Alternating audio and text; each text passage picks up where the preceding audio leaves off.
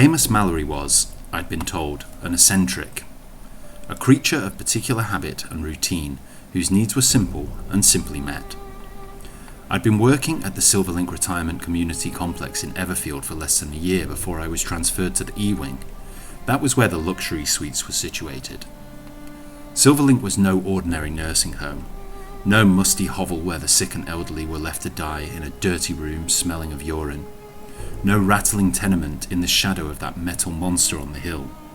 No, Silverlink was a state-of-the-art retirement facility, a complex panoptic building of silver tubes, glimmering metal, and dynamic sun-activated solar smart glass windows. Silverlink was a place where a client's every need could be met before they even realized they needed it. Sensory pads were worn on the skin to monitor their blood pressure, heart rate, body temperature, perspiration rate, and more. These pads would not only alert the nursing staff in the event of an emergency, such as an elevated or arrhythmic heartbeat, but would also change the very environment of the room to suit the client's needs. If they were too hot, the room temperature would decrease. If the client became tired, the solar smart glass windows would dim, coaxing the client into a gentle sleep. In the E-Wing, each room was fitted with an interactive monitor, a meal dispenser, and automatic cleaning and waste disposal facilities. The client's individual dietary needs and their personal tastes were carefully used to create custom dishes which were not only delicious and varied, but would provide them with all of their nutritional needs as well. These meals would be delivered piping hot through the specially designed pneumatic tubes, placed upon the table and then consumed. After 2 hours, the table would open up and take off whatever remained to be disposed of. Routine cleaning occurred via a series of automatic machines each day. They would remove any dust, litter or waste from the room through a system of small vacuum tubes placed strategically under the carpet and in the walls, in combination with a series of small robotic components that would scan the room for bacteria, viruses, moisture and more, and ensured that the sanitation levels of the room were upheld. Even the bed sheets were changed daily. This was done through a simple system fitted under each bed that measured the weight of the mattress and, determining that nobody lay upon it, would automatically remove and dispose of the bed sheets and flip the mattress. The system had been designed to be robust and efficient, minimizing the potential for error through human intervention, and most importantly, ensuring clients were given the independence, solitude, and freedom they so cherished. The fundamental idea behind Silverlink was to remove the nurse from the nursing home. This allowed seniors to live out the autumn of their years in quiet dignity, without feeling like they depended on anyone to take care of them. Silverlink was a place of technological excellence, allowing the elderly to live out their days in dignity and comfort. Amos Mallory had been something of an enigma, and one of Silverlink's top priority clients. He was not a sickly man. In fact, his needs were very easy to meet. However, it was essential that they were met every day without fail. He was a very wealthy man, and had been, and still was, a prodigiously intelligent computer programmer, most famous for creating a machine of artificial intelligence known as Divitiae. It was not entirely clear exactly how Divitiae worked, but speculation within the world of machine learning claimed that the program monitored trends, patterns, and anomalies in the stock exchange, then bought and sold stocks and bonds accordingly. This, it was believed, was how Amos had amassed his fortune. I imagined that the program did significantly more than just buying and selling stocks, but nobody knew for sure. Like many enigmatic men before him, he had a number of peculiar habits. He ate every morning before sunrise at 5 a.m. on the dot, and every day he ate the same breakfast: 2 organic ladyfinger bananas, a free-range boiled egg, and 2 slices of fresh brioche with unsalted butter. He did not consume caffeine, and each morning with his breakfast, he'd wash down his arthritis medication with 250 milliliters of cranberry juice. He did not eat or return to bed again until late in the evening. His room, he had said, was to be kept strictly at 16 degrees Celsius from 5 a.m. to 10 p.m., and then rise to 17 degrees thereafter. This seemed like an extremely low temperature, but Amos had insisted that the cold aided his concentration by causing blood to rush to his brain. He'd also lined the walls of his room with gold. This was not a gaudy display of wealth, but, as he had claimed, a way to prevent electrical interference from outside. He seemed to wear the same clothing each day, a plain black jacket over a plain grey shirt. When I'd had a chance to inspect his clothes, I'd realised that he had this same outfit multiple times. I dared not inquire as to why he wore this particular outfit, chalking it up to one of his many eccentricities. Upon his admission to Silverlink, he'd made a particular point that he did not wish to be disturbed unless absolutely necessary. Tenderly, we'd informed him that in order to comply with health and safety standards, it was essential that a member of staff checked in on him once a day. Reluctantly, Amos accepted this, but added the condition that he did not want to be spoken to unless he initiated conversation. Some of the nursing staff believed that Amos was yet another grumpy old man, but I knew that it was his program, Divitiae, that made him paranoid and irritable. I heard talk about how people had been trying to buy the program from him for years. Failing that, they had begun to resort to hacking attempts, which had proved utterly futile. It seemed to run on hardware and software that Amos had designed himself, and was hitherto unknown to computer science. The only possible way to get hold of Divitiae would be physical theft, and believe me, people had tried, but no such attempt had come to fruition. It was said that other software developers had offered hefty sums to anybody who managed to steal the program. Even Amos's own children had attempted to steal it, after which he'd written them out of his will and disowned them entirely. At one point, a man had burst into the Silverlink complex, wielding a gun and demanding that Amos hand over Divitiae. But Silverlink was no easy place to burgle, and within moments, sliding walls had sealed him in place, and a powerful electromagnet had ripped the gun out of his hand and a ring off his finger, taking the finger with it. Despite the technological excellence of the Silverlink complex, Amos was less than impressed with the features, describing them as crude and unreliable. I imagined that this observation was to be expected from somebody with a profound knowledge of programming and engineering. He was reluctant to wear the sensory pads, claiming they were faulty and uncomfortable to wear. Despite his minor complaints, we were instructed to take great care of Amos, as 1/3 of the Silverlink's income came directly from Amos, and he had been paid highly to ensure that he, his room, and his Divitiae program was kept secure. Gladly we had obliged. With cameras fixed in his room and around it, Amos was monitored continually. His permitted guest list was empty. In fact, he'd decidedly said that nobody was to visit him, and nobody, aside from the nursing staff during mandatory visits, was to enter his room without his explicit permission. Nobody was to enter the room unless he was in it, and nobody was to enter the room whilst he was sleeping.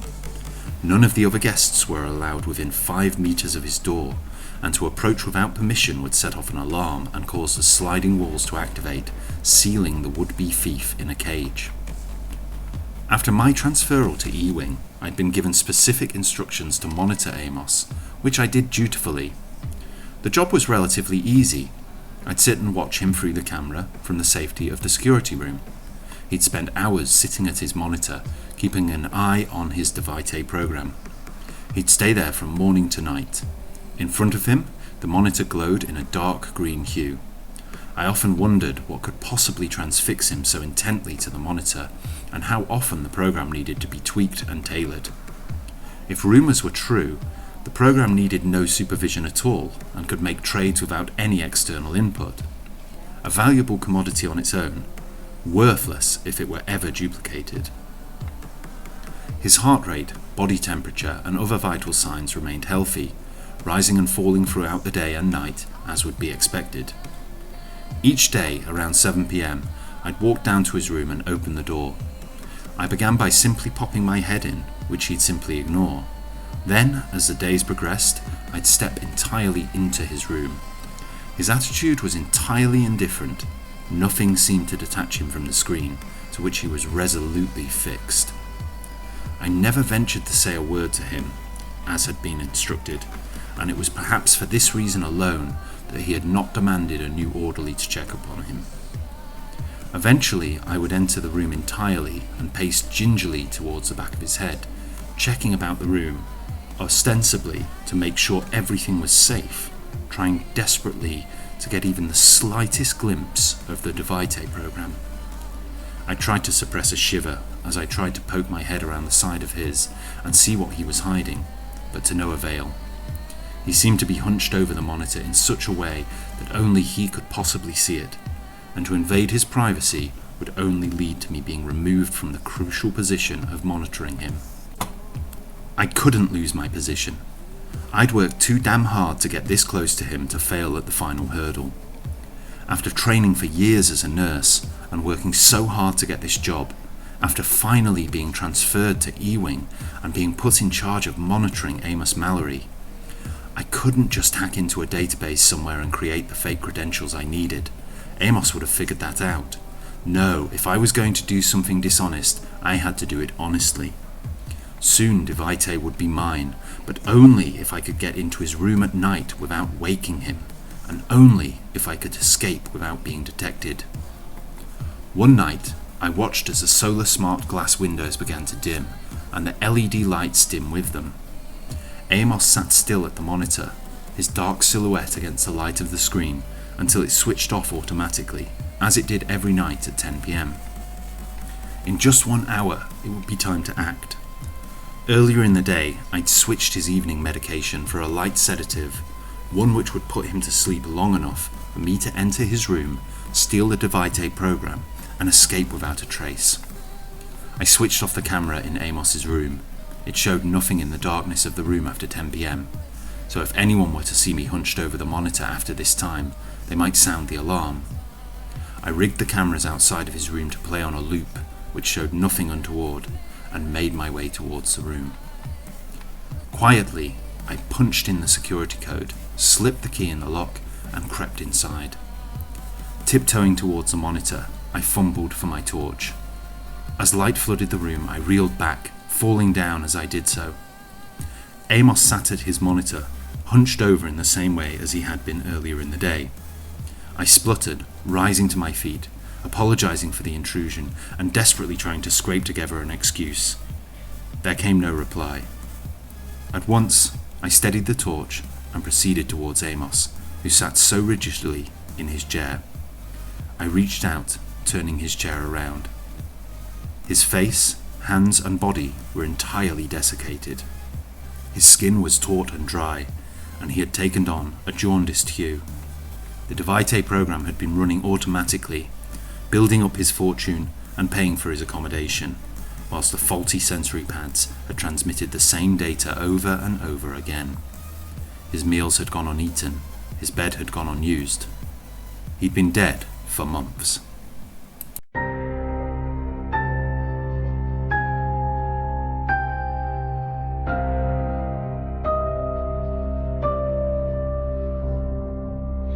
They built a silver complex on the hill, glass that dims when the daylight chills, rooms that breathe and rooms that learn every need before you yearn. I came to watch the E-Wing nights, cameras flicker with soft blue lights, one room colder than the rest, a silent man who would not be addressed.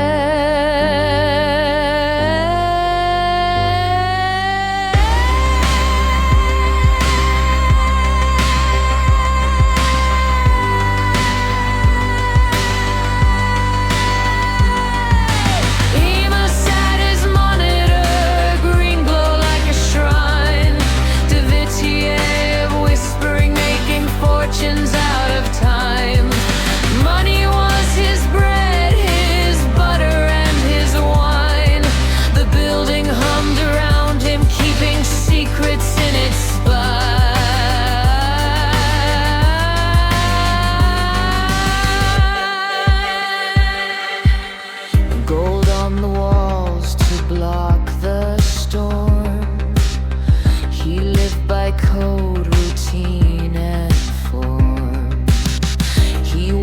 same black coat each day and kept the riving world away.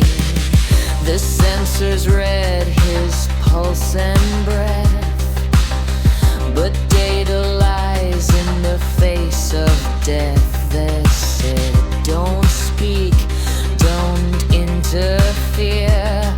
So I just watched year after year. Amos at his monitor, green glow like a shrine. Divitiae whispering, making fortunes out of time. Money was his bread, his butter and his wine. The building hummed around him, keeping secrets in its spine.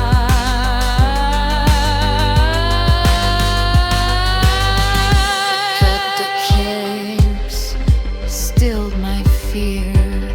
The night was cold, the air too clear. I turned the lock, I crossed the floor and found what waited there before.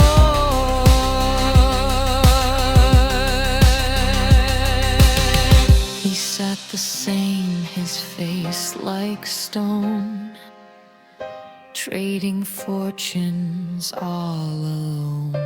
His meals uneaten, his bed untouched. The world still paid, machines still clutched.